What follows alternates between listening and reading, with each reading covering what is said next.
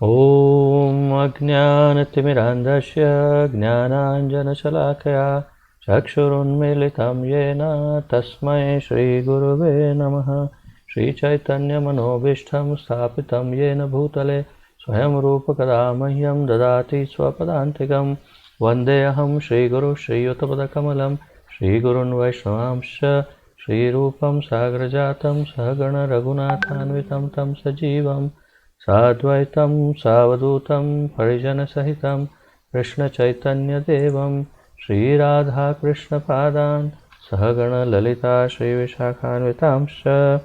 हे कृष्ण करुणा सिन्धु दीनबन्धो जगत्पते गोपेश गोपिकान्त राधाकान्त नमोऽस्तुते। तप्त काञ्चन गौरांगी राधे वृन्दावनेश्वरी वृषभानुसुते देवी प्रणमामि हरिप्रिये। वाञ्छाकल्पतरुभ्यश्च कृपा सिन्धुभ्य एव च पतितानां पावनेभ्यो वैष्णवेभ्यो नमो नमः। अनन्तकोटि वैष्णववृन्द की जय। नमः ओं विष्णुपादाय कृष्णप्रेष्ठाय भूतले श्रीमते जयपताका स्वामिनिति नामिने। नमो आचार्यपादाय निताय कृपाप्रदायने गौरकथाधामदाय नगरगामतारिणे।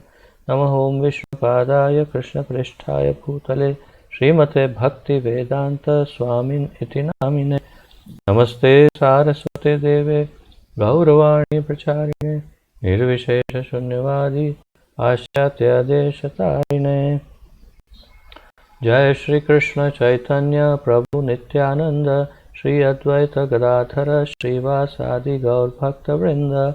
हरे कृष्ण कृष्ण कृष्ण हरे हरे हरे राम राम राम हरे हरे। हरे कृष्ण कृष्ण कृष्ण हरे हरे हरे राम राम राम हरे हरे। हरे कृष्ण कृष्ण कृष्ण हरे हरे हरे राम राम राम हरे हरे। आप सबका स्वागत है इस श्री ईशोपनिषद के अत्यंत विशेष ज्ञानमय यज्ञ में। इसके अंतर्गत हम यजुर्वेद के बहुत महत्वपूर्ण अंग ऐसे श्री ईशोपनिषद का अध्ययन सम्मिलित रूप से कर रहे हैं और आज हम तीसरे श्लोक तक पहुंच गए हैं। तो आज से तीसरे श्लोक का अध्ययन प्रारंभ करते हैं। अगर समय होगा तो चौथा श्लोक लेंगे, अन्यथा आज तीसरे श्लोक पर ही हम विराम लेंगे। तो आइए मैं पठन करता हूँ और आप सब श्रवण करिएगा।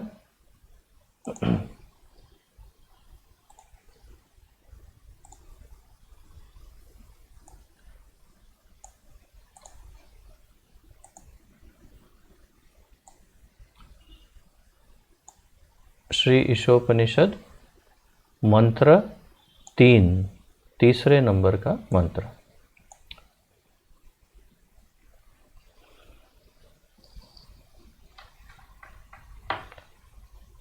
असुर्या नाम ते लोका अंधेन तमसावृताः तांस्ते प्रेत्याभिगच्छन्ति ये के चात्महनो जनाः। एक एक शब्दों का अर्थ देखते हैं। असुरिया, असुरों के निमित्त, नाम, नाम से प्रसिद्ध, ते, वे, लोकाः, लोक, अंधेन, अज्ञान से, तमसा, अंधकार से, आवृत्ताः, ढके हुए, तान, उन लोकों को, ते, वे, प्रेत्य, मृत्यु के बाद, अभिगच्छन्ति, प्रवेश करते हैं, ये, जो कोई, के, हर एक, च, तथा, आत्महनः, आत्महनः, आत्मा का हनन करने वाले, जनाः, व्यक्ति। अनुवाद श्रील प्रभुपाद जी द्वारा। जैसे कि आप जानते हैं श्री ईशोपनिषद का अनुवाद और तात्पर्य हमारे पतित पावन अभय चरणारविंद श्रील भक्तिवेदांत स्वामी श्रील प्रभुपाद जी ने दिया है। श्रील प्रभुपाद की जय। अनुवाद। आत्मा का हनन करने वाला, चाहे वह कोई भी हो, उन लोकों में अवश्य प्रवेश करता है जो अश्रद्धा के जगत के नाम से विख्यात हैं और अंधकार तथा अज्ञान से पूर्ण है। मैं अभी आपको कह रहा था कि आज क्यों थोड़ा लेट हो गया, उसके पीछे एक विशेष कारण है, और ये विशेष कारण बहुत ही अजीब संयोग है। संयोग ये है कि आज का आप यदि अर्थ अनुवाद देखते हैं तो अनुवाद है आत्मा का हनन करने वाला। प्रभुपाद जी इसका तात्पर्य में अर्थ आध्यात्मिक आत्महत्या की बात कर रहे हैं। आत्मा का हनन, हनन अर्थात मारना, आत्मा का अर्थात स्वयं का, तो आत्मा का हनन अर्थात आत्महत्या। प्रभुपाद जी तात्पर्य में इसका मुख्य विषय आध्यात्मिक आत्महत्या से करते हैं, परंतु यदि हम उसे भौतिक दृष्टिकोण से देखें तो भौतिक दृष्टिकोण से आत्मा का हनन करने वाला अर्थात आत्महत्या करने वाला, चाहे वह कोई भी हो, ये भी बहुत महत्वपूर्ण है, चाहे वो कोई भी हो, किसी भी अवस्था का व्यक्ति क्यों ना हो, उन लोकों में अवश्य प्रवेश करता है, उन लोकों में चला जाता है। कहाँ? जो अश्रद्धा के जगत के नाम से विख्यात है, अश्रद्धा के नाम से विख्यात जगत में चला जाता है। तो ये पूरे श्लोक का, मंत्र का दोनों तरीके से अर्थ किया जा सकता है, भौतिक और आध्यात्मिक। भौतिक आत्महत्या या आध्यात्मिक आत्महत्या। तो अश्रद्धा के जगत के नाम से विख्यात है और अंधकार तथा अज्ञान से पूर्ण है। वो जगत, वहाँ प्रवेश कर लेते हैं आत्महत्या करने वाले जो अश्रद्धा का लोक है और जहाँ अंधकार और अज्ञान छाया हुआ है, अर्थात बहुत ही भयानक जगह पर ये प्रवेश करते हैं। ये संयोग ऐसा है कि आज कोई एक जीव मेरे YouTube चैनल पर एक वीडियो पर कुछ देख रहा होगा और उन्हें डिप्रेशन की बीमारी है और उन्होंने बस ये मन बना लिया होगा कि अब आत्महत्या की जाए। तो मुझे YouTube पर उन्होंने प्रश्न पूछा कि क्या मेरा पुनर्जन्म हो सकता है और मेरे पुनर्जन्म के बारे में बताइए। और फिर उन्होंने बताया कि मैं बहुत जल्द मरने वाला या मरने वाली, मैं कुछ ज़्यादा अधिक डिटेल नहीं बताऊंगा वो व्यक्ति के बारे में, परंतु अब मेरी मृत्यु होने वाली है। तो फिर मैंने उनसे अपना व्हाट्सएप नंबर दिया और कहा कि आप मुझे संपर्क करें, कि मुझे लगा उन्हें कोई ऐसी भयानक बीमारी होगी जिसकी वजह से बस मृत्यु होने वाली हो। परंतु पता चला कि वे इतने डिप्रेशन में हैं कि वे आत्महत्या करना चाहते हैं। और मैंने उनको जो आज मैं अब बताने वाला हूँ, मैंने फ़ोन पर जो बताया, फ़ोन पर बात हुई, परंतु ये एक योगानुयोग है, संजोग है कि आज का हमारा विषय बिल्कुल वही है। और उनसे भी मैंने कहा कि आज मेरा लेक्चर उसी विषय पर है, तो ये लिंक भी मैं फिर उन्हें भेज दूंगा और आशा है कि बहुत ध्यानपूर्वक इसे फिर से सुनेंगे वो। तो अगर हम केवल इस बात पर चिंतन करें, प्रभुपाद जी जो तात्पर्य में कह रहे हैं उसमें जाने से पूर्व कि आत्महत्या, तो जितना भी शास्त्रों में ज्ञान अब तक मैंने अर्जित किया है, जो मेरा अनुभव है, जो मेरी जानकारी है, शास्त्रों के आधार पर, वेदों के आधार पर, हमारे आचार्यों के कथन के आधार पर, केवल एक ही बात स्पष्ट है जो यहाँ पर ईशोपनिषद भी कह रही है। कि जो आत्मा का हनन करता है, अर्थात जो आत्महत्या करता है, चाहे वो कैसे भी संजोगों में क्यों ना हो, किसी भी परिस्थिति में क्यों ना हो, जो अपने शरीर का अंत कर देते हैं, वो बड़े अंधकारमय, अश्रद्धामय और अज्ञान से पूर्ण ऐसे जगत में चले जाते हैं, जिसे अगर हम अपनी भाषा में कहें तो प्रेत योनि में चले जाते हैं। और आप श्लोक में भी देखेंगे, प्रेत्य अभिगच्छन्ति, प्रेत्य अभिगच्छन्ति, ये कहा है। बहुत ही स्पष्ट बात है ये, इसमें कोई संशय नहीं है कि वो प्रेत योनि में ही, अर्थात भूत ही बनते हैं जो आत्महत्या करते हैं, और उसके पश्चात उनका जितना जीवन बाकी था, जो उन्होंने पहले समाप्त कर लिया, उतने जीवन काल तक तो कम से कम वो भूत बनकर भटकेंगे ही, आत्मा को शांति नहीं मिलेगी, और फिर हो सकता है कि उनकी इच्छाएं बहुत अधिक प्रबल रही हो मृत्यु के समय, या बहुत विषाद रहा हो, तो उसी प्रेत योनि में सालों साल, कई 100 या कई हजारों सालों तक प्रेत योनि में रह सकते हैं।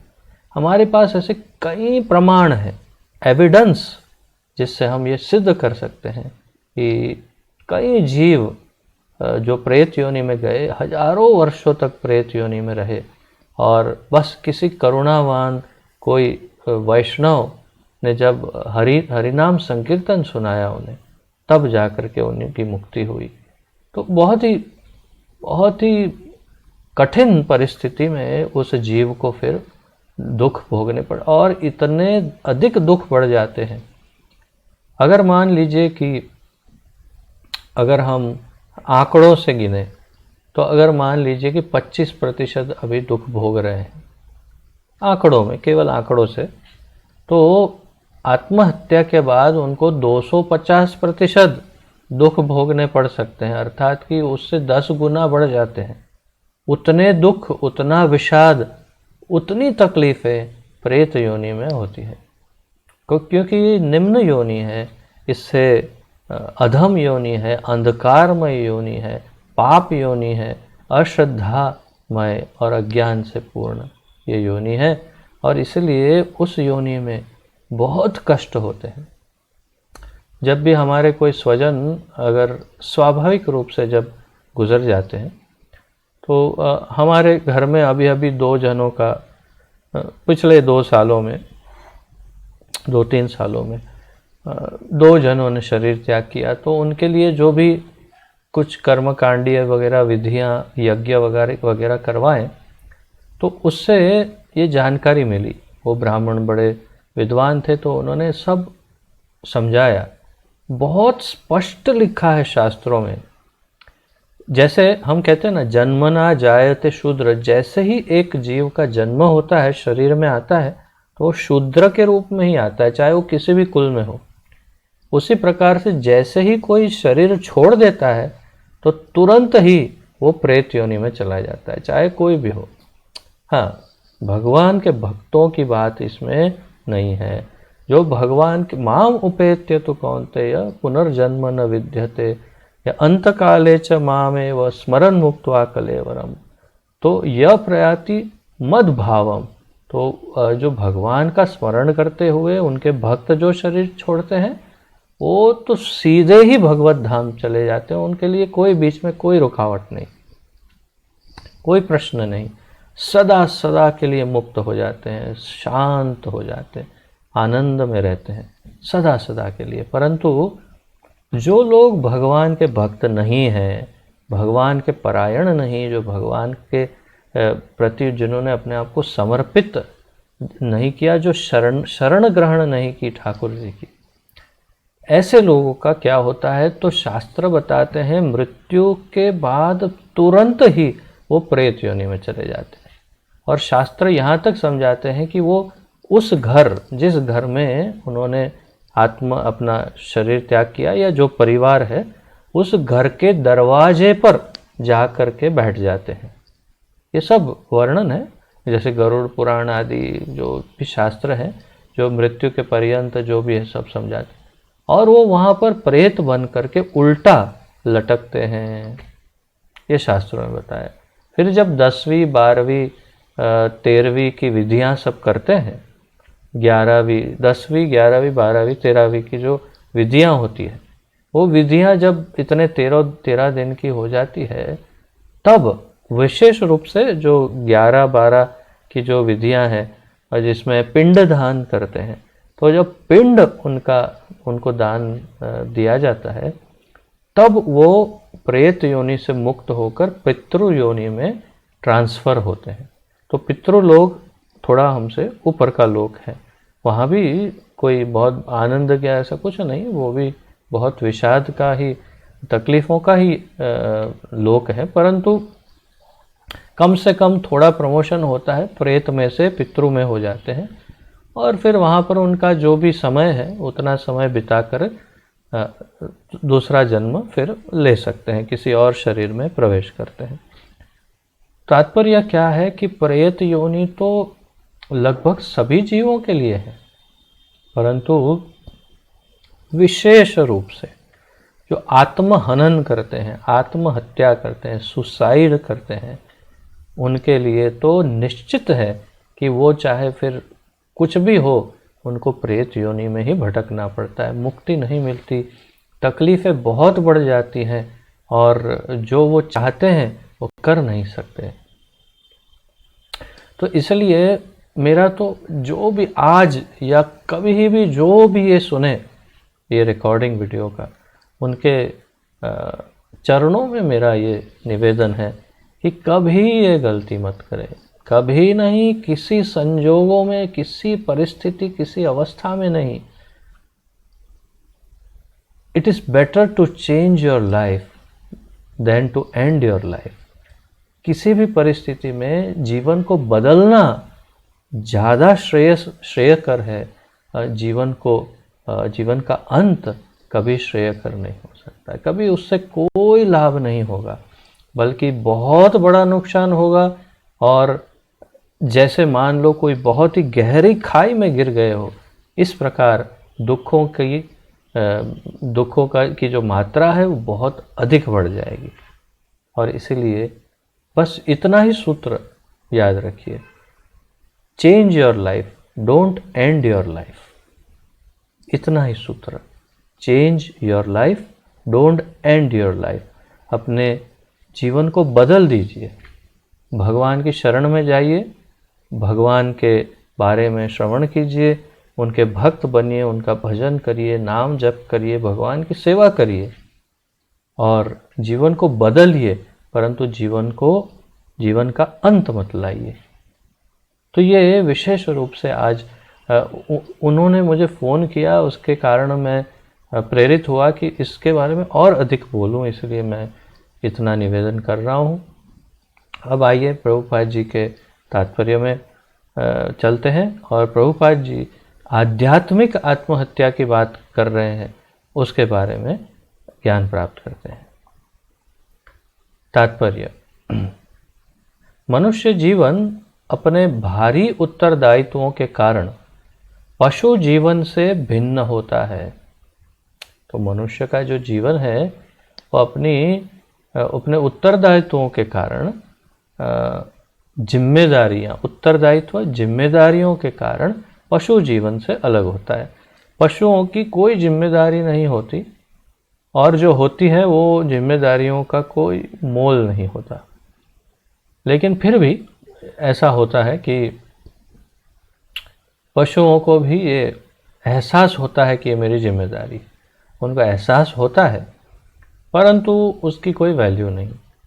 एक सुंदर उदाहरण है, कोई श्राप इंद्रदेव को एक बार लगा, और उनको ये श्राप लगा कि आप शूकर की योनि में चले जाओ, पिग बन जाओ, जिसे हम डुक्कर, भूंड, पिग, सूकर, सुअर जो भी कहते हैं। तो बहुत ही गंदा वो प्राणी होता है, वो केवल उसका आहार है मल और गंदगी, ये उसका आहार है। हमेशा नालों में रहता है, तो इंद्र को ये श्राप मिला, जाओ तुम शुकर बन जाओ। बन गया। फिर क्या हुआ, धीरे धीरे बड़ा हुआ शुकर, फिर शादी कर ली शुकर ने, फिर उसके बच्चे हुए, तो एक बड़ा शुकर फैमिली बन गया उसका, और जी रहे थे। फिर उनका समय समाप्त हुआ तो श्राप का, तो ब्रह्मा जी स्वयं गए उनको लेने के लिए, आए पृथ्वी लोक पर, और कहा कि इंद्रदेव, हाँ क्या है, कौन है, तो आपका समय समाप्त हुआ, आप चलिए। नहीं नहीं, मेरे ये बच्चे परिवार कौन ध्यान रखे, क्या बात करते, जाओ जाओ, बहुत जिम्मेदारियां हैं मेरे ऊपर, ये छोटे छोटे मेरे बच्चे हैं, उन सबको मुझे मल ढूंढ ढूंढ के खिलाना है और बहुत काम करना है अभी, आप जाओ। तो ब्रह्मा जी ने बोला, अरे भाई तुम इंद्र हो, इंद्र, और ये तुम्हारा शुकर का शरीर एक श्राप है, और ये सब क्या परिवार। अरे नहीं, आप नहीं समझोगे, मेरे पर बहुत जिम्मेदारी है, ये बच्चों का भविष्य, उनको सेटल करना है, उनकी शादियां करवानी है, उनके कैरियर का सवाल है, ये कौन सोचेगा, आप तो वहाँ बैठे। तो ब्रह्मा जी ने जबरदस्ती उनको उस शरीर से बाहर निकाला और कहा कि अरे भाई चलो बाबा, अपना इंद्रलोक संभालो, ये सब छोड़ो। तो तात्पर्य ये कि जिम्मेदारियां, थोड़ा थोड़ा एहसास तो पशुओं को भी होता है, परंतु उसका मोल कुछ नहीं है, मनुष्य को थोड़ा अधिक रहता है। तो जो लोग इन दायित्वों से अवगत हैं और उसी भाव से कार्य करते हैं, वे सुर कहलाते हैं। जो अपनी जिम्मेदारियों को पहचानते हैं और जिम्मेदारियों के अनुसार जो कार्य करते हैं, उन्हें सुर कहते हैं, अर्थात देवता। और जो इन दायित्वों की अवहेलना करते हैं या जिन्हें इनकी जानकारी नहीं रहती, वे असुर कहलाते हैं। तो प्रभुपाद जी यहाँ पर सुर और असुर की डेफिनेशन या व्याख्या कर रहे हैं। जो जिन लोगों को अपनी जिम्मेदारियों का एहसास है और जिम्मेदारियों के अनुसार कार्य करते हैं, वो सुर है, देव है, और जो अपनी जिम्मेदारियों से मुंह फेर के अपने मनमाने ढंग से जीवन जीते हैं, उन्हें असुर कहते हैं। सारे विश्व में यही दो प्रकार के मनुष्य पाए जाते हैं। प्रभुपाद जी कहते हैं, पूरा विश्व केवल दो ही प्रकार के मनुष्य से भरा है, कोई तीसरी कैटेगरी नहीं, या तो सुर है या असुर है। हाँ, ये हो सकता है कि सेमी सुर सेमी असुर कंडीशन में कोई हो, कि थोड़ा सुर थोड़ा असुर, ये हो सकता है, परंतु मुख्य रूप से या तो वो देवत्व की जैसी उसका व्यक्तित्व है या असुर जैसा व्यक्तित्व है। ऋग्वेद में कहा गया है कि सुर लोग सदैव भगवान विष्णु के चरण कमलों को लक्ष्य बनाते हैं। तो सुर की सबसे विशेष पहचान ये नहीं कि वो जिम्मेदारियों को संभालते हैं, सबसे मुख्य पहचान सुर की ये है कि वे विष्णु के भक्त होते हैं, विष्णु के चरण कमल पर ध्यान लगाते हैं। तो भगवान नारायण के, विष्णु के, कृष्ण के, वे या उनके किसी भी अवतार के कृष्ण के भक्त होते हैं और तद अनुसार कर्म करते हैं। तो भगवान जैसा चाहते हैं वैसे कार्य करते हैं, उन्हीं को सुर कहते हैं। अब इस बात पर बहुत बड़ा वजन देना होगा और आपको समझना होगा कि सुर या देव या देवत्व वाला व्यक्तित्व वही है जो भगवान के अनुसार जीवन जीता है और अपने आप को भगवान को समर्पित करता है, जो भगवान के सामने झुकता नहीं, जो भगवान की सत्ता का स्वीकार करता नहीं, जो भगवान के शरणागत होकर के जीवन जीता नहीं, जो भगवान के दिए हुए शास्त्रों के अनुसार जीवन नहीं जीता, उसे असुर कहते हैं और उसे कभी सुख शांति प्राप्त हो नहीं सकती है।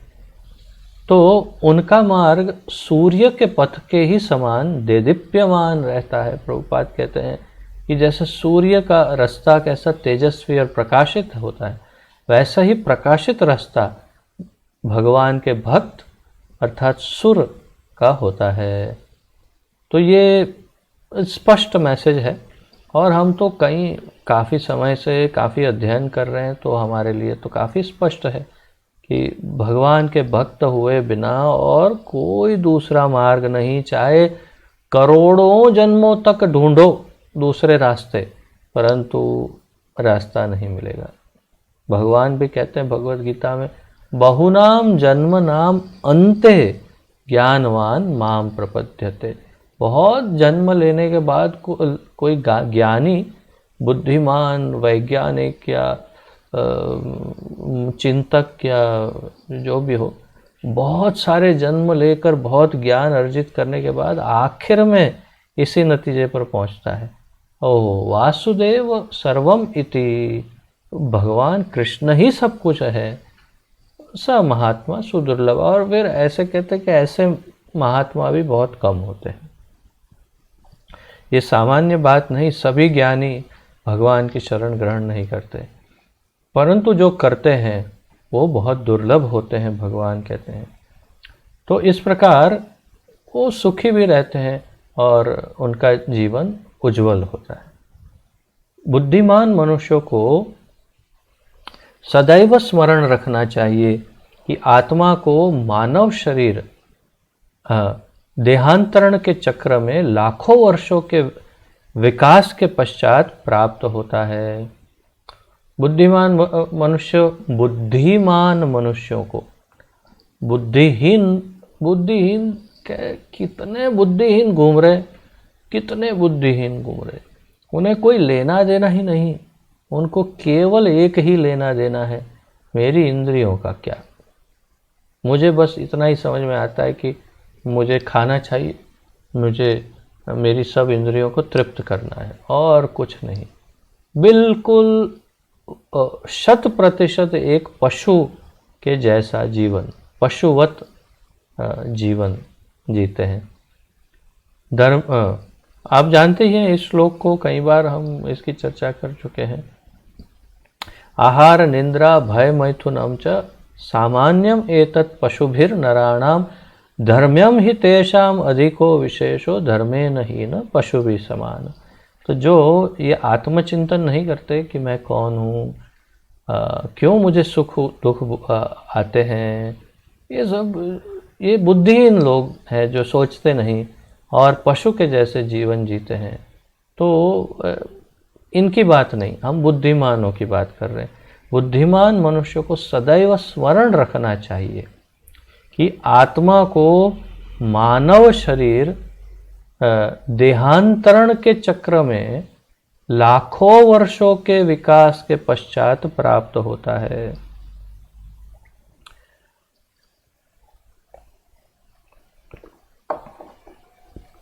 चौरासी लाख योनि में भटक भटक कर पहली योनि से लेकर के 84 लाखवीं योनि तक भटकने के पश्चात ये मानव शरीर मिला है। फिर से मैं वही उसी बात पे आऊँगा कि आत्महत्या जो करते हैं उनके लिए ये विशेष चिंतन का विषय है कि क्या शरीर का अंत इतने आसानी से कर देना चाहिए। ये शरीर 84 लाख योनियों के भ्रमण के बाद मिला है। ये तो सबसे बड़ी मूर्खता होगी। जीवन बदलना चाहिए, जीवन को अंत कभी नहीं करना चाहिए। तो आत्मा को मानव शरीर देहांतरण के चक्र में लाखों वर्षों के विकास के पश्चात प्राप्त होता है। कभी कभी इस भौतिक जगत की तुलना एक समुद्र से की जाती है और इस मानव शरीर की तुलना एक सुदृढ़ नाव से की जाती है, जो इस समुद्र को पार करने के लिए विशेष रूप से निर्मित की गई है। तो ये मनुष्य शरीर क्यों प्राप्त हुआ है?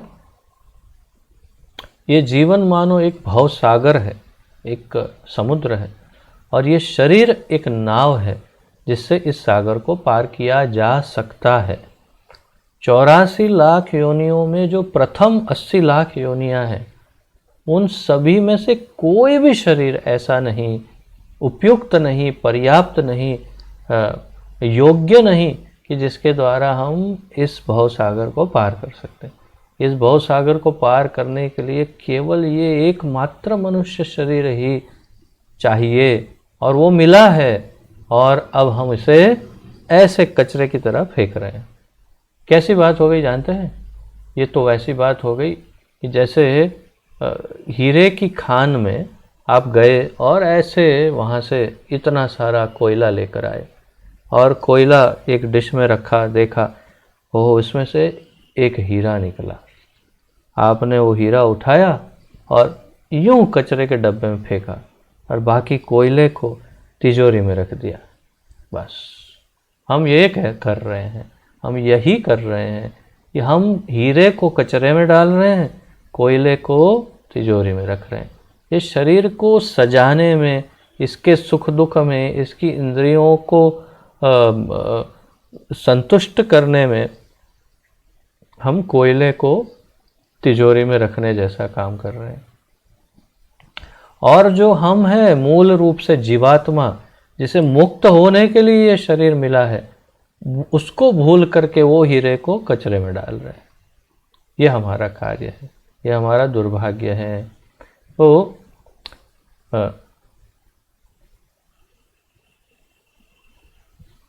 वैदिक शास्त्रों तथा आचार्यों की तुलना पटु नाविकों से की जाती है, और मानव शरीर की सुविधाओं की तुलना अनुकूल मंद समीर से की जाती है, जो नाव को सरलता से इच्छित लक्ष्य तक ले जाने में सहायक होती है।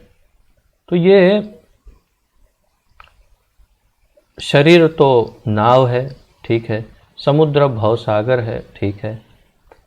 अब जो गुरुजन हैं, हमारे आचार्य हैं, प्रभुपाद जी जैसे और हमारे पूर्ववर्ती आचार्यों जैसे जो गुरु हैं, वो उनकी तुलना किससे की गई है? तो उनकी तुलना और आचार्य वैदिक शास्त्रों की, जैसे भगवत गीता, वेद आदि, तो इनकी तुलना और आचार्यों की तुलना पटु नाविक से की जाती है। अर्थात जो नाव चलाने वाला हो, तो हम तो नहीं चला रहे नाव, नाविक को बुलाया है कि भाई चलाओ नाव, तो एक्सपर्ट नाविक हो कि चाहे कैसे भी परिस्थिति हो वो सामने ले जाएगा। तो वो नाविक वही ये शास्त्र हैं, वेद हैं, और ये हमारे आचार्य हैं, गुरु हैं। तो गुरु हमें ले जाएंगे सामने पार, और साथ में जो हमें सुविधाएं मिली हैं, अगर कोई सुख सुविधा जिसे हम कहते हैं कुछ मिली है थोड़ी भी, कि चलो भाई दो समय अच्छे से प्रसाद मिल रहा है, घर है रहने के लिए, सब कुछ है, दिया है, तो ये आश्रय, ये आशियाना जिसे कहते हैं, ये सब कुछ जो मिला है, परिवार है, सब है, अच्छी सेहत है, तो वो इसलिए मिला है कि हम अच्छी तरह से भक्ति कर सके। अर्थात जैसे नाव को जिस दिशा में जाना है उसी दिशा में अगर थोड़ी थोड़ी हवा चल रही हो तो और आसानी से नाव चलती है। तो वो नाव को आसानी से चलाने वाली जो हवा है, मंद समीर यहाँ कहा, तो वो ठंडी ठंडी अच्छी अच्छी हवा की तरह ये सारी सुविधाएं हैं। न कि ये सुविधाओं के पीछे ही पागल हो जाना, ये हमारा लक्ष्य नहीं है, गलत है। तो हमारा लक्ष्य ही हम नहीं जानते, और इसलिए दुख के सागर में डूब जाते हैं, इसी भव सागर के अंदर। यदि इन समस्त सुविधाओं के होते हुए भी कोई मनुष्य अपने जीवन का पूर्ण उपयोग आत्म साक्षात्कार के लिए नहीं कर पाता, तो उसे आत्महा अर्थात आत्मा का हनन करने वाला समझना चाहिए। मैंने जैसे कहा, आत्महत्या का यहाँ पर जो परिचय दे रहे हैं प्रभुपाद जी, वो आध्यात्मिक दृष्टिकोण से दे रहे हैं। भौतिक दृष्टिकोण से तो सामान्य बुद्धि की बात है, इसलिए ज़्यादा चर्चा ही नहीं है कि भाई ये तो सामान्य बुद्धि की बात है कि आत्महत्या तो शास्त्रों में पाप बताया है, वेदों में पाप बताया है, वो तो पाप का फल भोगना ही पड़ेगा, प्लस प्रेत योनि में चले जाते हैं, बहुत दुख होता है, बहुत तकलीफ बढ़ती है। और अगर केवल भौतिक दृष्टिकोण की बात करें तो भौतिक दृष्टिकोण से भी हमारे सरकारी नियम के अनुसार भी आत्महत्या करना एक जुर्म है।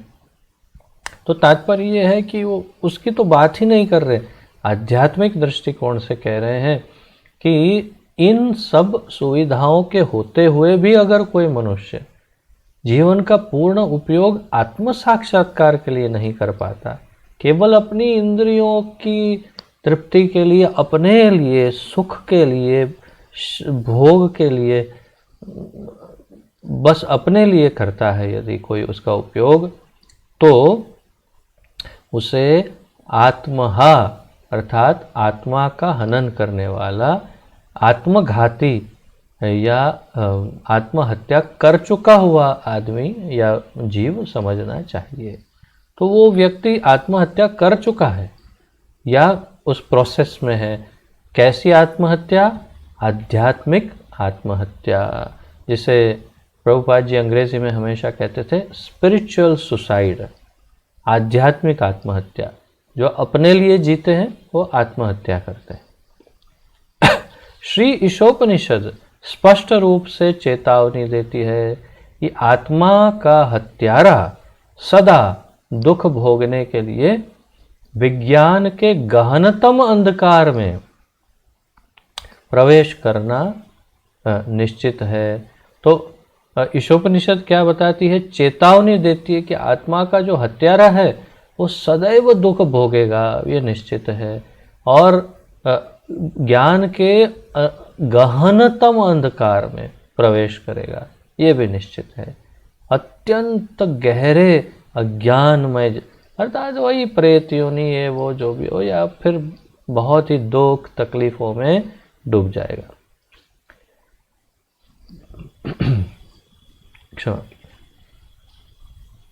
यद्यपि शूकर, कुकर, ऊंट, गधा इत्यादि की आर्थिक आवश्यकताएं हमारी आवश्यकताओं जैसी ही महत्वपूर्ण है, लेकिन इन पशुओं की आर्थिक समस्याएं अत्यंत निकृष्ट तथा अरुचिकर परिस्थितियों में हल की जाती है।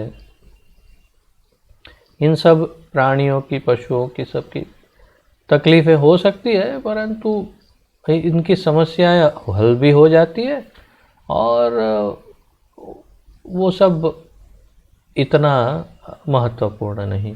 मनुष्य को प्रकृति के नियमों द्वारा सुखपूर्वक जीवन यापन के लिए सारी सुविधाएं प्रदान की जाती है, क्योंकि मानव जीवन पशु जीवन की तुलना में अधिक महत्वपूर्ण तथा मूल्यवान है। हमें क्यों ये सारी व्यवस्था मिली है?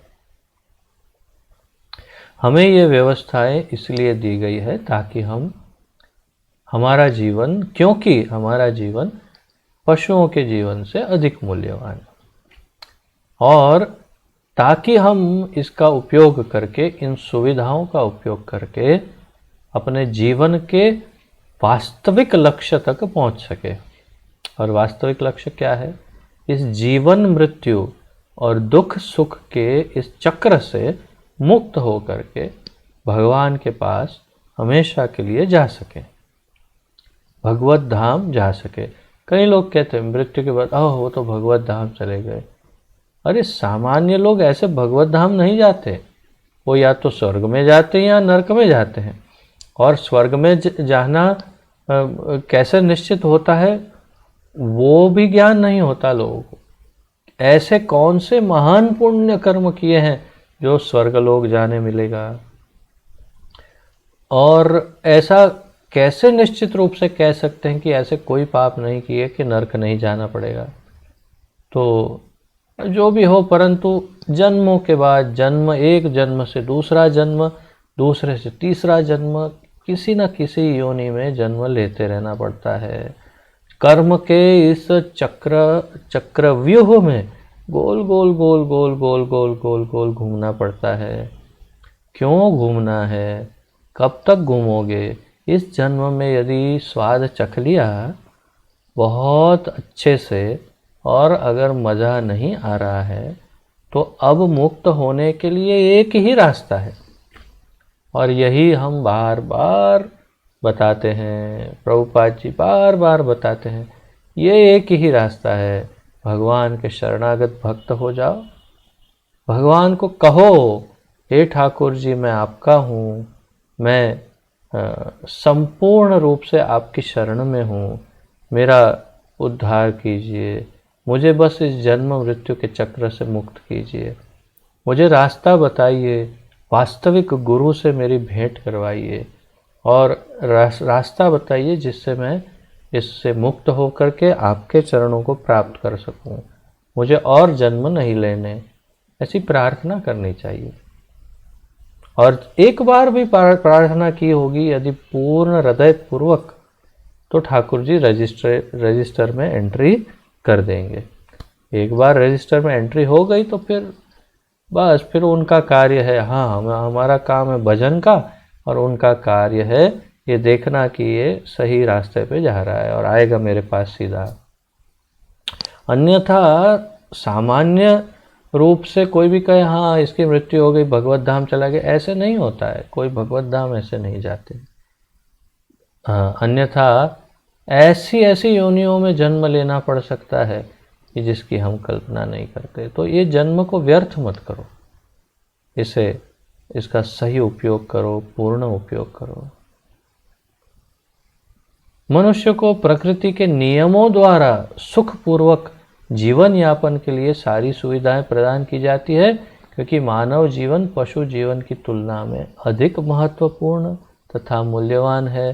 तो मनुष्य को शूकर तथा अन्य पशुओं की अपेक्षा श्रेष्ठतर जीवन क्यों प्राप्त है। प्रभुपाद जी कहते हैं कि कई लोग पूछेंगे हाँ हम क्यों उनसे अच्छे हैं। और दूसरा प्रश्न, एक उच्च पद वाले सरकारी कर्मी को एक सामान्य क्लार्क की अपेक्षा बेहतर सुविधाएं क्यों प्राप्त हैं। दोनों का उत्तर, इसका उत्तर यह है कि उच्च पद अधिकारी को उच्च कोटि के कर्तव्य निभाने होते हैं।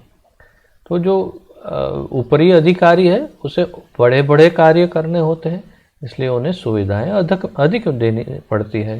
जैसे हमारे मंत्री, जैसे प्रधानमंत्री श्री, तो प्रधानमंत्री श्री को Z+ सिक्योरिटी दी जाती है, कितने कमांडो उनके पास घूमते हैं, कैसी कैसी महंगी महंगी गाड़ियां उनके लिए चलती हैं।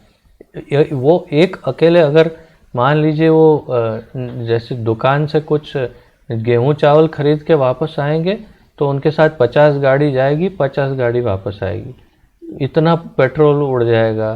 कितने उसके अंदर 150-200 लोग उनके साथ जाएंगे वापस आएंगे 1 किलो चावल लेने के लिए। तो कल्पना नहीं कर सकते हम, लाखों लोग खा सके उतना चावल उतने पैसों में आ जाएगा, उतने पैसे उड़ जाएंगे केवल 1 किलो चावल लेने में। तात्पर्य यह है कि ये सब सुविधाएं उन्हें क्यों दी जाती है, क्योंकि उनका जीवन अत्यंत मूल्यवान है, क्योंकि वे लाखों करोड़ों लोगों का हित करने का प्रयास करते हैं और इसलिए उनके पीछे उनको सुविधाएं अधिक दी जाती हैं। कभी कोई गरीब व्यक्ति, कोई मजदूर, उसको Z+ सिक्योरिटी मिलती है? संभव ही नहीं है। वो तो क्यों नहीं मिलती? क्योंकि उनके कार्य जो हैं वो उतने महत्वपूर्ण नहीं, वो पूरे समाज संसार का उद्धार नहीं करते।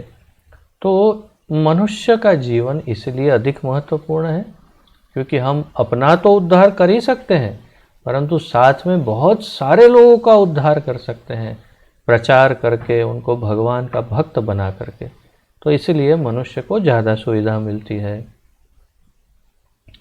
इसी प्रकार मनुष्य को पशुओं की अपेक्षा उच्चतर कर्तव्यों का पालन करना होता है, जबकि पशु सदैव अपना भूखा पेट भरने मात्र में लगे रहते हैं। पशुओं का एक ही कार्य है, मेरा पेट भर जाए बस। इस पर भी आधुनिक आत्मघातिनी सभ्यता से भूखे लोगों की समस्याओं में वृद्धि ही हुई है। प्रभुपाद जी बीच में टिप्पणी कर रहे हैं कि जो आधुनिकता है उससे लोग समझते हैं कि हाँ भूखों को खाना मिलेगा, बल्कि उससे भूखों की तकलीफ बढ़ती ही है आधुनिकता से, और तकलीफों में वृद्धि होती है।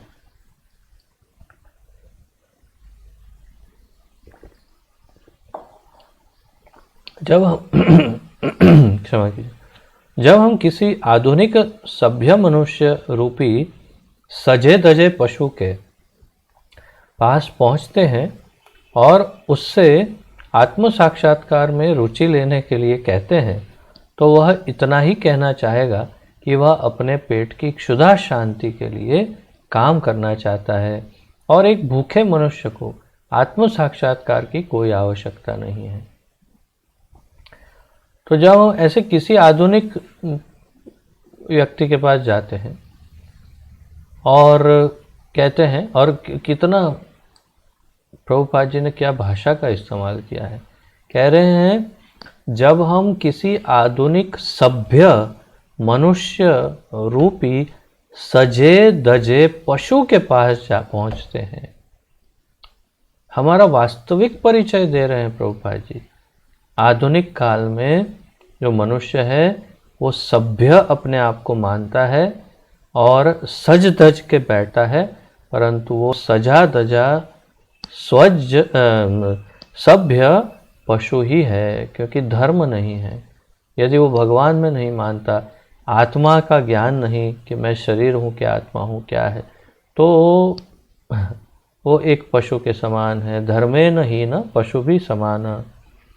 तो उसको जब पूछते हैं हाँ भाई तुम्हारा नहीं टाइम नहीं है बाबा, अभी कुछ नहीं, अभी डिस्टर्ब मत करो, अभी जाओ, बाद में देखेगा, बूढ़ा हो जाएगा, दांत सब गिर जाएगा, हाथ हिलता होगा, जब आंख दिखता नहीं, कान सुनता नहीं, तब हाथ में माला पकड़ेगा। अभी कुछ नहीं, अभी समय नहीं है, अभी पेट भरना है, पेट पापी पेट का सवाल है, अभी केवल पेट भरना है, बस आप जाओ। प्रभुपाद जी वही कह रहे हैं। तो वह इतना ही कहना चाहेगा कि वह अपने पेट की क्षुधा शांति के लिए काम करना चाहता है। आत्म साक्षात्कार की कोई आवश्यकता नहीं, प्रभुपाद जी कहते हैं, उसे कुछ जरूरत नहीं। किंतु प्रकृति के नियम इतने क्रूर हैं कि पेट पालन के लिए कठोर श्रम करने के लिए उत्सुक रहने पर और आत्म साक्षात्कार की आवश्यकता की भर्त्सना करने पर भी उसे बेरोजगारी का प्रश्न सदैव भयभीत किए रहता है। कोई समय ऐसा नहीं आएगा, अंत काल तक कोई समय ऐसा नहीं आएगा जब वो अपने पेट के लिए सोचता ना हो। हर समय उसके लिए वो चिंता, उद्वेग जिसे कहते हैं, सतत टेंशन रहेगा कि क्या करेंगे, कैसा करें। मैंने देखा, मैं आश्चर्यचकित हो जाता हूँ। हमारे जो परिजन होते हैं, परिवार के अन्य दूर के जो सब सभ्य, कौटुंबिक सभ्य, दूर दूर वाले सब जो भक्त नहीं, जो अत्यंत सामान्य, जो अत्यंत धन प्राप्त करने के पश्चात भी एक क्षण की शांति नहीं है, एक क्षण का आराम नहीं है। और जब उन्हें पूछने जाते हैं तो कहते हैं तुम्हें क्या पता चलेगा, ये तो करना, देखो भाई जीवन में ये सब तो करना ही पड़ेगा, नहीं तो क्या होगा भविष्य का, ये हो। पिछले 20-25 साल से तो ये स्टोरी सुनते हैं हम। कोई तो समय आएगा जब आपका वो टारगेट अचीव हो जाएगा, गोल प्राप्त होगा। ये तो ऐसा फुटबॉल ग्राउंड लगता है जो गोल करने के लिए बस दौड़ रहा है, गोल पोस्ट ही नहीं है। कब आएगा आपका वो समय जब आपका वो गोल अचीव हो जाएगा कि हाँ अब मैंने वो कर लिया? नहीं, सतत भागते ही रहते हैं और उनका ये बिल्कुल देखिए, मैं एकदम परफेक्ट उदाहरण देता हूँ। एक गधे को, मैं उनको गधा तो नहीं कह सकता, लेकिन एक गधे को जब दौड़ाना हो ना, तो मालिक यहाँ से एक डंडा जो है, एक लकड़ी सर पे बांधता है और लकड़ी के आके गाजर लटका देता है। हाँ, वो जैसे ही वो गाजर को देखता है, गधा बोलता "आ, आ, आ, आ", और गाजर के पीछे दौड़ता है। और गाजर कहाँ जाता है? स्वाभाविक है, उसी के ऊपर बंधा है गाजर, आगे आगे दौड़ता है, वो उसके पीछे भागता है और जोर से दौड़ता है वो गधा, गाजर गाजर। और मालिक हंसता है, तू जा बेटा, तेरे से वही तो करवाना था। तो वो उस जो गधा वो गाजर के पीछे, अपने सर पे लटके गाजर के पीछे भागता है, ऐसे ये सारे सभ्य पढ़े लिखे, क्या कहते हैं उसे, हैं? हाँ, तो ये सब सभ्य पढ़े लिखे लोग जो हैं, सजे धजे लोग, जो प्रभुपाद जी शब्द, सजे धजे लोग जो हैं, ये बस ये गाजर के पीछे ही भाग रहे हैं। और उनके वो गाजर पकड़ने वाला समय कभी नहीं आएगा, जैसे गधे को वो गाजर कभी नहीं मिलता। शायद काम हो जाने के बाद मालिक को, अगर मालिक को दया आ जाए और वो गाजर उसके मुंह में डाल दे तो अलग बात है, अन्यथा गाजर भी तोड़ के मालिक ही खा जाता है, वो भी गधे को नहीं मिलता। तो तात्पर्य ये है कि ये जो सामान्य लोग हैं, जो भगवान के भक्त नहीं हैं, उनका यही हश्र, उनकी यही दशा होती है। धर्मे नहीं ना पशु भी समान, और इतनी बुद्धि होती ही नहीं उनमें कि वो कभी भी समझ पाए कि हम इस गधे की तरह भाग रहे हैं। कोई एक विरला जिनके ऊपर भगवान की कोई करुणा दृष्टि पड़ जाए, वो अचानक जागता है, अरे ये क्या कर रहा हूँ मैं, और वो अपना जीवन बदल देता है, अन्यथा वो भागते रहते हैं। तो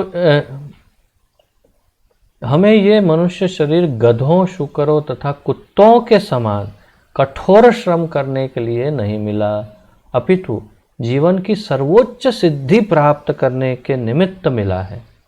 यदि हम आत्म साक्षात्कार की परवाह नहीं करते तो भी प्रकृति के नियम हमें अत्यंत कठोर श्रम करने के लिए बाध्य करते हैं। अगर हम आत्म साक्षात्कार की परवाह नहीं करेंगे तो फिर हमें प्रकृति छोड़ेगी नहीं। भले ही हम ऐसे न करना चाहें तो भी प्रकृति हमें जबरदस्ती श्रम करवाएगी। अरे मैं वही कह रहा था कि इतने धनाढ़ लोगों को देखा मैंने, सबको, बहुत पैसे वाले, और गधों से भी बदतर जीवन जी रहे हैं, ऐसी मजदूरी करते हैं। क्यों करते हो मजदूरी? पैसे आ गए, बस खत्म करो, स्टोरी ओवर, घर में बैठो आराम से, और क्या। नहीं, बस गधों की तरह, और गाजर लटका हुआ है आगे। एक बार मैं किसी एक परिजन से बात कर रहा था, संबंधी, कौटुंबिक संबंधी से, कि अब आप छोड़ दीजिए ना, हो गया, आपने काफ़ी, आपकी उम्र हो गई है, अभी काफ़ी हो गई उम्र, और काफ़ी कुछ कमा लिया, बहुत कमा लिया, सब बच्चे सेटल हो गए, अब और क्या चाहिए। तो कह रहे थे, तुझे मालूम नहीं है, मेरे जीवन में ध्येय है मेरा। क्या ध्येय है भाई? मुझे दुबई में एक बंगलो चाहिए और एक बहुत बड़ी पोर्श या लैम्बोर्गिनी, ऐसी बहुत ही महंगी वाली एक गाड़ी चाहिए। और बस उनके मतलब यही वही अनर्गल प्रलाप कि मुझे ये चाहिए, मुझे वो चाहिए। तो मैंने बोला ठीक है भाई, एक नहीं 3-4 गाजर लटके हैं, भागो उस गाजर के पीछे और जीवन समाप्त करो, लेकिन वो गाजर मुंह में नहीं आए। तो इस तरह से ये भागते हैं। इस युग में मनुष्य को गधों और गाड़ी खींचने वाले बैलों की तरह कठोर श्रम करने के लिए बाध्य किया गया है। प्रभुपाद जी कहते हैं, जिन बाध्य किया गया, ये शब्द बड़ा महत्वपूर्ण है। बाध्य किया गया कर क्या क्या अर्थ है? कर्मों के सिद्धांत, प्रकृति के नियम ऐसे हैं कि ये सामान्य जीव मजबूरी से काली मेहनत करने के लिए मजबूर हो जाते हैं, मजदूरी करनी ही पड़ती है। जिन भूभागों में इन असुरों को काम करने के लिए भेज दिया जाता है, उनका उद्घाटन श्री ईशोपनिषद के इस मंत्र में किया गया है। यदि मनुष्य अपना कर्तव्य निभाने में असफल रहता है तो उसे असुर्य लोक में भेज दिया जाता है, जहाँ उसे निम्न योनियों में जन्म लेकर अज्ञान तथा अंधकार में कठिन श्रम करने के लिए बाध्य किया जाता है। समय भी देखते हैं। हाँ, अभी और ले लें। भगवत गीता में 6ठे अध्याय के 41 से लेकर के 43 के श्लोक में कहा गया है। 6ठे अध्याय का 41 से 43, 41, 42, 43 ये श्लोक अत्यंत प्रचलित श्लोक हैं ये, और हमने भी कई बार चर्चा की है। उसमें कहा गया है कि जो मनुष्य आत्म साक्षात्कार के पथ पर चलकर भगवान के साथ अपने संबंध को समझने का भरसक प्रयत्न करके भी उसे पूरा नहीं समझ पाता, उसे शुचि या श्रीमत परिवार में जन्म लेने का अवसर दिया जाता है। शुचि शब्द, तो ये कौन से श्लोक हैं जो मैं कई बार आप लोगों से कह चुका हूँ। ये बहुत ही जिसे योग भ्रष्ट आत्मा कहते हैं, जिनका जो भक्ति करने का प्रयास कर रहे हैं या आध्यात्मिक ज्ञान प्राप्त करने का प्रयास कर रहे हैं, लेकिन असफल होके प्राकृतिक रूप से मृत्यु हो जाती है, तो उन्हें दूसरा ऐसा ही जन्म मिलता है जिसमें वो अपनी भक्ति को आगे बढ़ा सके। प्राप्य पुण्य कृताम लोकान अनुषित्वा शाश्वती समाः शुचिनाम श्रीमताम गेहे योग भ्रष्टो विजायते। असफल योगी पवित्र आत्माओं के लोकों में अनेकानेक वर्षों तक भोग करने के बाद या तो सदाचारी पुरुषों के परिवार में या कि धनवानों के कुल में जन्म लेते हैं, जिससे उनको सारी सुविधा मिले और वो अपना योग जो है उसे आगे बढ़ा सके। अथवा योगिनामेव कुले भवति धीमताम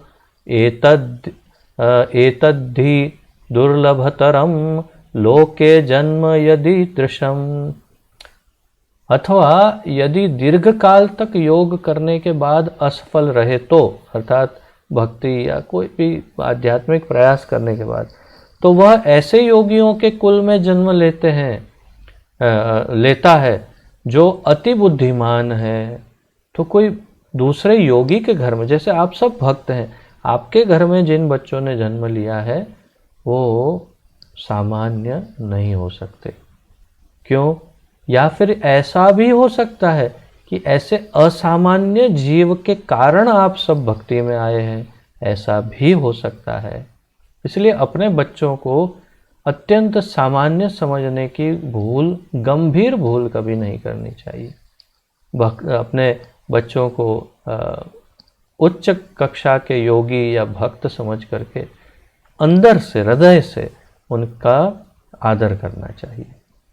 तो अथवा यदि दीर्घकाल तक योग करने के बाद असफल रहे तो वह ऐसे योगियों के कुल में जन्म लेता है जो अति बुद्धिमान हो। निश्चय ही इस संसार में ऐसे जन्म दुर्लभ हैं, भगवान कहते हैं ऐसे दुर्लभ हैं, लेकिन योगियों को इसी प्रकार जन्म मिलता है।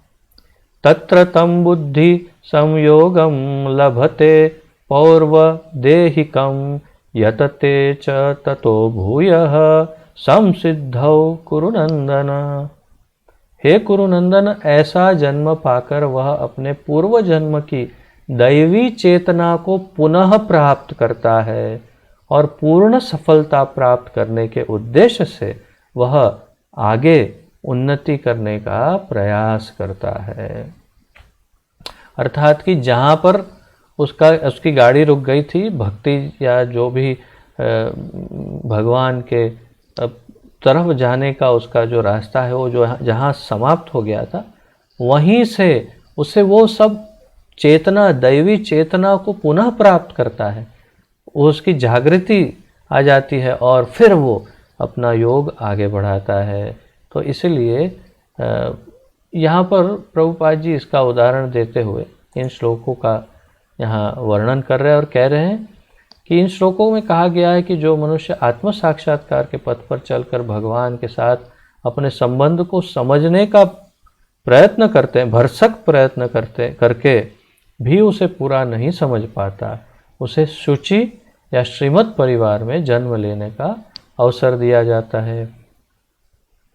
शुचि शब्द आध्यात्मिक दृष्टि से उन्नत ब्राह्मण का सूचक है, जो शुद्ध हो, शुचि शुद्ध। तो ब्राह्मण, ऐसे उन्नत ब्राह्मण के घर में, या श्रीमत तो और वैश्य, श्रीमत वैश्य या व्यापारी जगत का सूचक है। शुचि नाम श्रीमताम ये है। तो श्रीमत अर्थात कोई बहुत धनवान व्यक्ति हो, जिसके घर में सब सुविधा हो, ये भक्त को या योगी को कुछ मेहनत नहीं करनी पड़े, अपनी भक्ति सरलता से कर सके, ऐसे घर में जन्म प्राप्त होता है। कई बार लोग बोलते हैं अरे तुझे क्या करना है, तुझे तो सब मिल गया है, बैठे बैठे खाना है, तुझे कुछ करना पड़ता है, मेहनत तो तेरे पिताजी करते हैं या तेरे ये करते हैं वो करते हैं, तुझे क्या करना पड़ता है। अरे भाई, तो तुमने ऐसा योग किया होता तो तुम्हें भी ऐसा जन्म मिलता। जो भक्ति योगी है उन्हें ऐसी सुविधा देने का नियम भगवान ने बनाया है, तो उन्हें मिल रहा है भाई। और वो लगता है मुफ्त की रोटी तोड़ रहा है, लेकिन वो मुफ्त की नहीं तोड़ रहा है, वो ठाकुर जी की रोटी तोड़ रहा है। और इसलिए वो ऋण से अपने आप उऋण हो जाता है जब वो भक्ति करता है। तो वो श्लोक याद है ना, पिछली बार भी हमने स्मरण करवाया था। देवर्षि नृणाम पितृणाम, क्या है वो, देवर्षि भूताप्त नृणाम पितृणाम नायम किंकरो ना ऋणिम च राजन सर्वात्मन यह शरणम शरण्यम।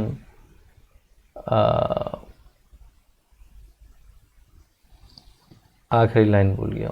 तो गतो मुकुंदम परिहर्त्य कृतम।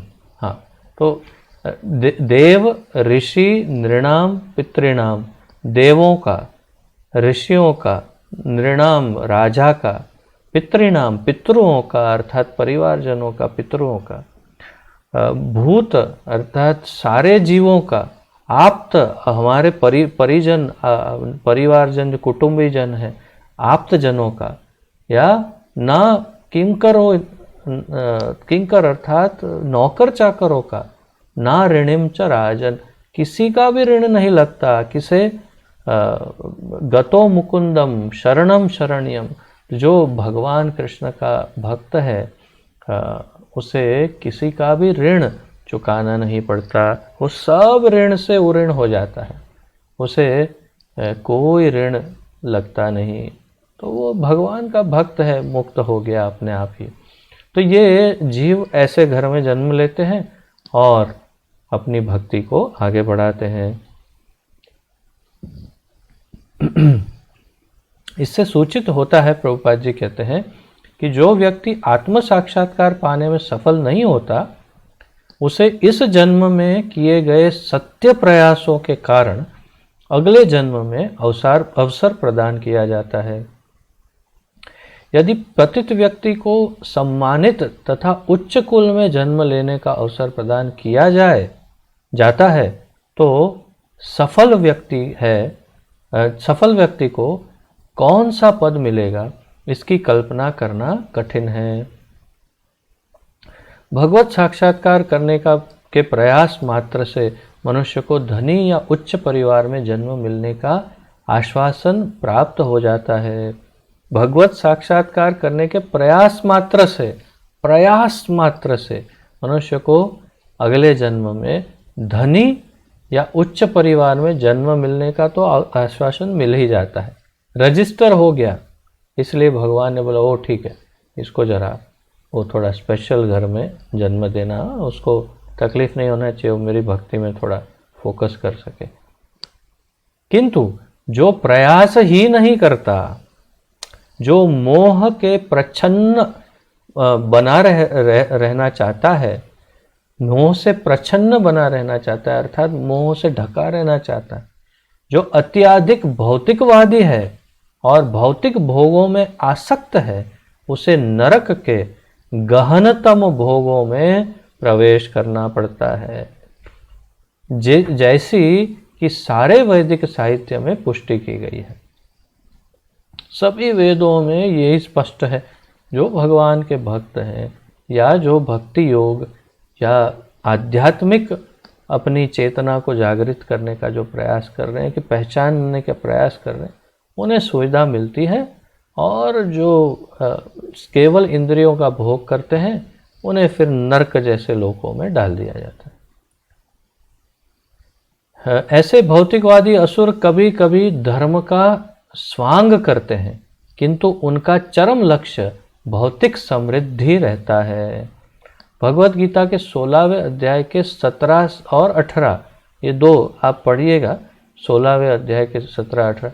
ऐसे व्यक्तियों को संभावित कहकर धिक्कारती है, जिसका अर्थ है कि वे कपट के बल पर बड़े समझे जाते हैं और अज्ञानियों के मतों तथा अपनी भौतिक संपत्ति द्वारा शक्ति संपन्न बने रहते हैं। ऐसे असुर जो आत्म साक्षात्कार तथा ईशावास्य या भगवान के सर्वव्यापक स्वामित्व के ज्ञान से विहीन है, निश्चय ही गहनतम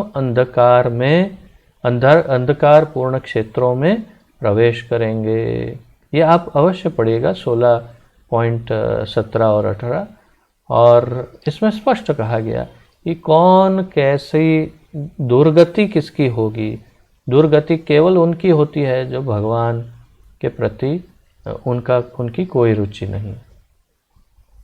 निष्कर्ष यह निकलता है, प्रभुपाद जी अंत में कह रहे हैं, निष्कर्ष यह निकला कि मनुष्य होने के नाते हम आर्थिक समस्याओं को डामाडोल धरातल पर हल करने के लिए नहीं बने हैं।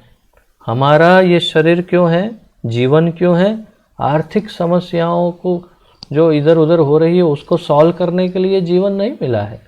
लोग यही समझते हैं कि क्यों है, अरे भाई संघर्ष करके जीवित रहना पड़ता है।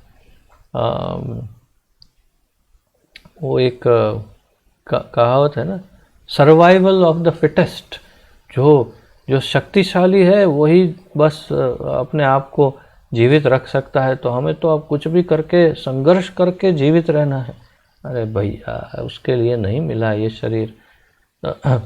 तो अपितु प्रकृति के नियम द्वारा जिस भौतिक जीवन में हम लापटके गए हैं, उसकी सारी समस्याओं को हल करने के लिए ये जीवन मिला है। कैसे इस चक्र से मुक्त हो सकते हैं, वो सोचने के लिए ये जीवन मिला है। ये जीवन ये चक्र में और फंसने के लिए नहीं मिला है।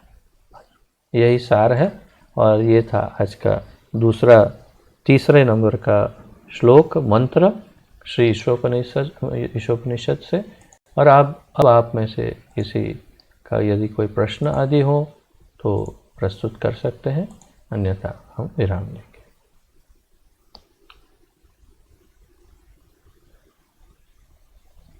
हेमंत प्रभु।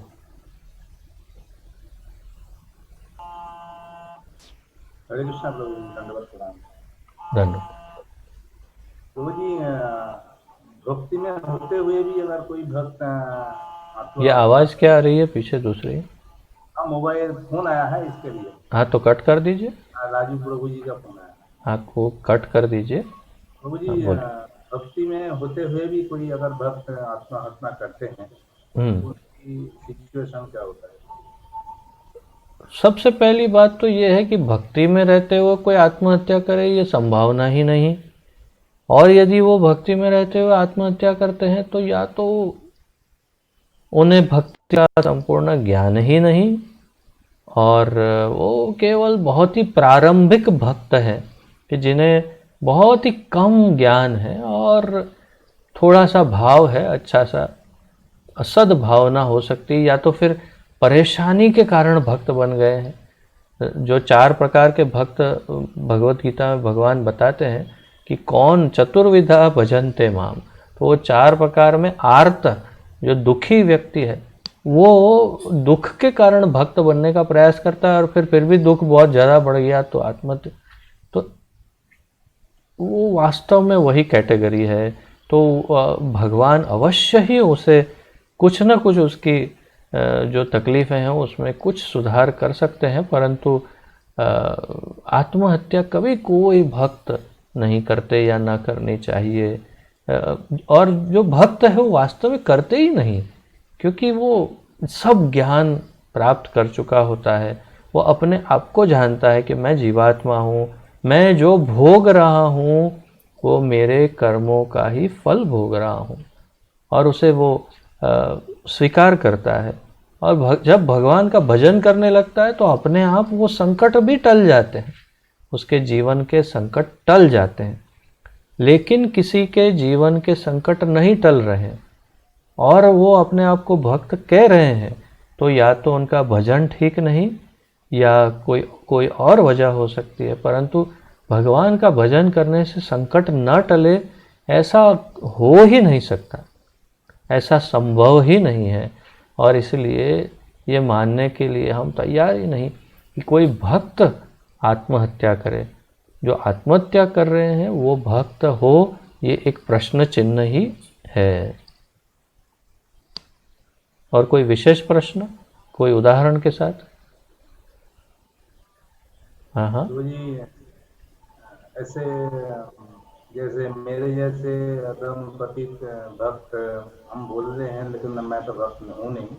तो इसी तरह गाधे के जैसा मैं सुबह से शाम तक यही भागता रहता हूँ कुछ करने के लिए, या जो भी अपना मेंटेनेंस है वो पूरा करने के लिए। तो प्रभु जी प्लीज जरा उदाहरण स्वरूप मुझे कृपा करें समझाने की, जो मेरी जीवन जो है किस तरह चलाने की कोशिश करें। ये आपकी गलत धारणा है। आप जो कर रहे हैं बिल्कुल यही प्रक्रिया आप जब भक्त नहीं थे तब कर रहे थे, तब वो गधे की तरह कह सकते थे। भक्त बनने के बाद वही प्रक्रिया आप कर रहे हैं, और उस फैमिली को मेंटेन करने के लिए कि जो भी भक्त है, और उस धन से आप घर में ठाकुर जी को भोग लगा रहे हैं, सेवा कर रहे हैं, अन्य भक्तों की सेवा कर रहे हैं, तो ये गधे की तरह किया हुआ कार्य नहीं है, ये बहुत ही बुद्धिमान व्यक्ति का किया हुआ कार्य है। और इसीलिए इसमें कोई दोष नहीं है, और इसके कोई कर्म बंधन भी नहीं है। आप जो कर रहे हैं उससे जो भी धन है, वो धन आप भगवान की सेवा में, अपने भक्त परिवार की सेवा में और अन्य भक्तों की सेवा में लगाते हैं, तो ये संपूर्ण रूप से शुद्ध है और कर्म फ्री है, अर्थात उसमें कोई कर्म बंधन नहीं, और वो अंत में आपको भगवत धाम ले जाने में कोई बंधन नहीं करेगा ये कर्म। इसलिए इसके ऊपर दोष दृष्टि से मत देखिए। अब आप जो कर रहे हैं वो एक भक्त परिवार को मेंटेन करने के लिए कर रहे हैं, और इसलिए इसमें कोई दोष नहीं है। ठीक है?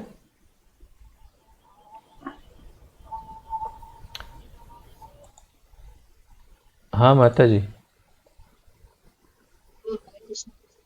हरे कृष्ण माता जी।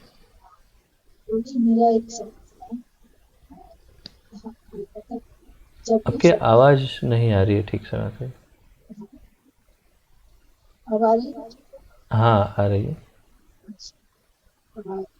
हर एक मनुष्य जब ये शरीर छोड़ता है तो उसको प्रेत शरीर मिलता है। बाद में उसको यमराज के वहाँ ले जाके उसका मतलब हिसाब किताब करने का होता है, ऐसा होता है। तो क्या मतलब हम भक्त लोग जो है उसका शरीर नहीं छोड़ेंगे तो उसको भी प्रेत शरीर ऐसे मिलेगा? और क्या वो भी 13 दिन जो पूरा उसका जहाँ घर होता है वहाँ घूमता रहेगा, या तुरंत उसका जैसे देह त्याग किया और तुरंत वो मतलब भगवान के पास पहुँच जाए, ऐसा मतलब क्या कैसे होता है उसमें? जी, मैं ऐसे तो इसका उत्तर उसी टाइम दे चुका हूँ, लेकिन फिर से दोबारा दे रहा हूँ कि मैंने उसी टाइम स्पष्ट कर दिया था कि भक्तों के ऊपर ये नियम लागू होता ही नहीं। इसका प्रमाण भागवत में है। श्रीमद् भागवत में जो अजामिल आख्यान है, अजामिल का जो अनुभव हुआ यमदूतों को, तो यमदूत बहुत नाराज़ हो गए और बहुत ही गुस्से में आ गए और क्रोध में आकर और थोड़े डिस्टर्ब होकर, नाराज़ होकर के यमराज से पूछने लगे, हमने तो सोचा था कि आप ही भगवान हो, हमें तो लगा था कि आपसे ऊपर और कोई है ही नहीं, तो ये क्या हो गया? वो तो कोई 3 ऐसे सुंदर से एकदम दिव्य कोई आए और हमको तो भगा दिया वहाँ से, हम उनके सामने कुछ नहीं कर पाए। और वो तो बोल रहे थे कि जो भगवान का नाम एक बार अंतकाल में मुंह से निकाल लेता है वो तो भगवान के धाम जाने का अधिकारी होता है, ये वो, तो हम तो समझते थे वो तो आप ही भगवान हो, ये सब क्या चल रहा है। तो फिर बड़े विस्तार से यमराज उन्हें समझाते हैं और बहुत सुंदर सुंदर और अत्यंत महत्वपूर्ण श्लोकों में वे कहते हैं और उनको स्पष्ट कहते हैं कि किसके पास जाना चाहिए। मेरे ख्याल से फिर उन्होंने एक मीटिंग बुलाई होगी, सब बुलाओ, सबको बुलाओ, सबको बोलो अपना काम रोको और सारे यम दूतों को बुलाओ, मैं एक इमरजेंसी मीटिंग करके आपको कुछ बोलना चाहता हूँ। और फिर उन्होंने कहा कि एक बात याद रखना, जो भगवान का भक्त है उसके सामने दृष्टि भी मत डालना, उनके आजू बाजू से फरकना भी नहीं। तो लाना किसको है? तो पूरा श्लोक है कि चेतश्च न स्मरति तच्चरणारविंदम यच्छिर एकदा अपि नो नमति। इस प्रकार पूरा वो श्लोक है, मुझे एकदम शुरुआत से पूरा श्लोक याद नहीं, कि किसको किसको तान आनय धमसतो कृत पुण्य कृत। तो ऐसे लोगों को यहाँ घसीट घसीट करके लाना मेरे पास, जिनका मस्तक एक बार भी कृष्ण चरण में नहीं झुका, जिनके हृदय में कृष्ण के लिए कोई प्रेम नहीं, जो अपने हाथों से भगवान की सेवा नहीं करते, मुख से एक बार भी कृष्ण का नाम उच्चारित नहीं करते, जो अपने अंतःकरण में कृष्ण को जो धारण नहीं करते, ऐसे लोगों को, अर्थात जो अभक्त हैं, उन सब को पकड़ के घसीट के रस्सियों से खींच खींच के मेरे पास ले आना।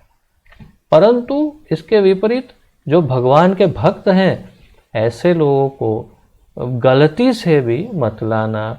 और फिर हमारे आचार्य जैसे बताते हैं कि हम ये कंठी क्यों पहनते हैं गले में, तुलसी की कंठी इसलिए पहनते हैं क्योंकि ये निशानी है।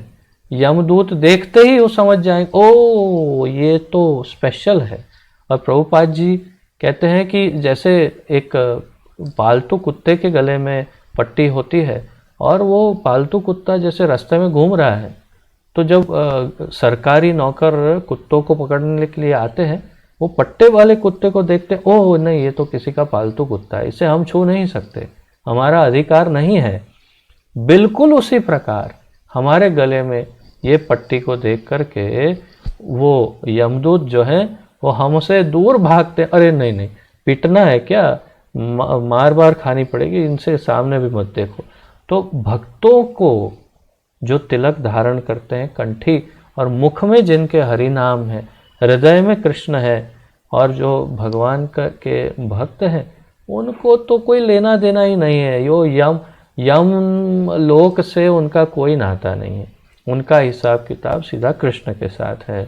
तो इसलिए हमें चिंता करने की आवश्यकता नहीं, परंतु सामान्य लोगों को अत्यंत चिंता करनी चाहिए, क्योंकि उनको तो अवश्य प्रेत बनकर उल्टा लटकना भी पड़ेगा, और 12-13 दिन के बाद उनके कोई वो यज्ञ करने वाले होंगे घर में, पिंडदान देंगे, तो अन्यथा वो प्रेत योनि में ही लटकते रहेंगे, ये शास्त्र बताते हैं।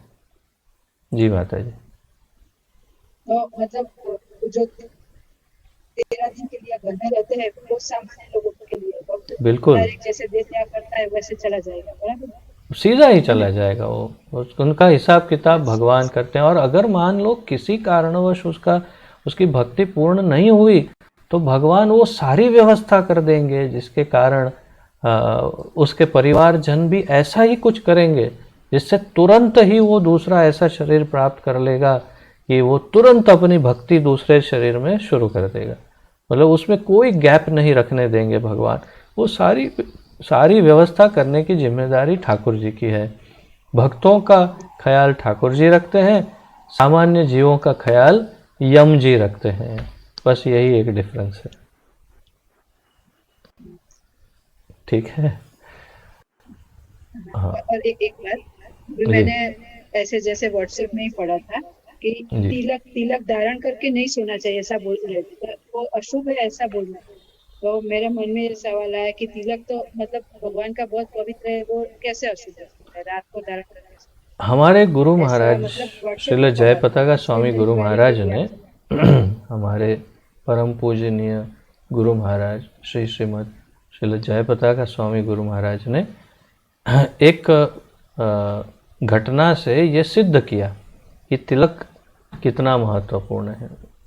किसी जगह पर कोई प्रोग्राम था और गुरु महाराज वहाँ पर गए हुए थे उस प्रोग्राम के लिए, और वहाँ से कोई माताजी बाहर से आई काम से, और फिर उन्होंने जल्दी जल्दी साड़ी पहनी और सर पे केवल तिलक लगाया और औपचारिकता के लिए, और फिर वो अपने काम के लिए पूरे साड़ी से पूरा शरीर ढका हुआ था और वो कहीं जा रही थी। इससे हमारे गुरु महाराज की दिव्यता का भी परिचय मिलता है। गुरु महाराज ने केवल उनको एक दृष्टि देखा और कहा कि आपने आपके शरीर के 12+1 अर्थात 13 स्थानों पर तिलक क्यों नहीं लगाया। माता जी ने अपना पूरा शरीर देखा, कहीं कुछ भी नहीं नज़र आ रहा है। तो वो समझ गई कि गुरुदेव अंतर्यामी है, उन्होंने देख लिया कि मैंने पूरे शरीर में नहीं धारण किया।